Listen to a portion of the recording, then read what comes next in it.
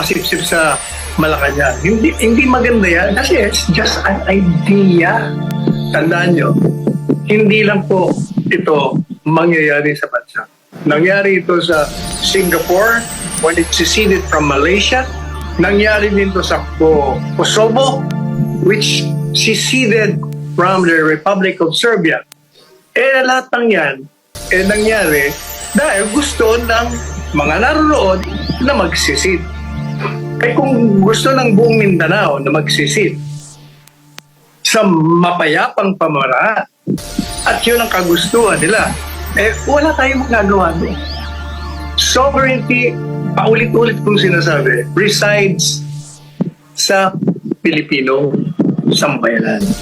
Kung gusto ng sambayan ng Pilipino doon sa parting yun, ayaw na nila. Kasi nga, meron sila mga problema na hindi natutugunan ng national government. Wala tayong magagawa doon. Pero walang karahasan, walang pananakot. Sinasabi lang na siguro mas maganda, magsisigla lang kami. Di ba? May kulatilingan dating Presidente Duterte.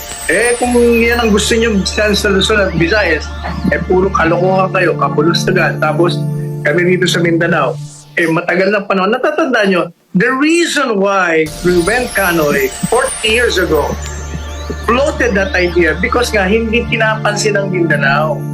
Underdeveloped ang Mindanao. Lahat ng presidente dumaan. Pati nga si Presidente Duterte, dahil naman sa kanyang pagka-delikadesa, ayaw niya namang unahin ang Mindanao. Mag-iba naman ang dahilan niya. Pero ang katotohanan niya talaga, yung resources, kayamanan na nasa Mindanao, hindi nagagamit para sa kanila. Iyon ang hinaing ng mga taga-Mindanao. Kaya huwag na ho kayo mag-OA.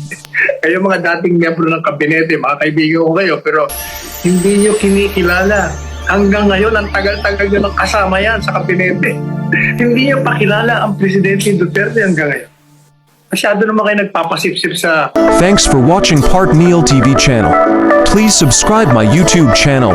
Follow, like, comment, and share.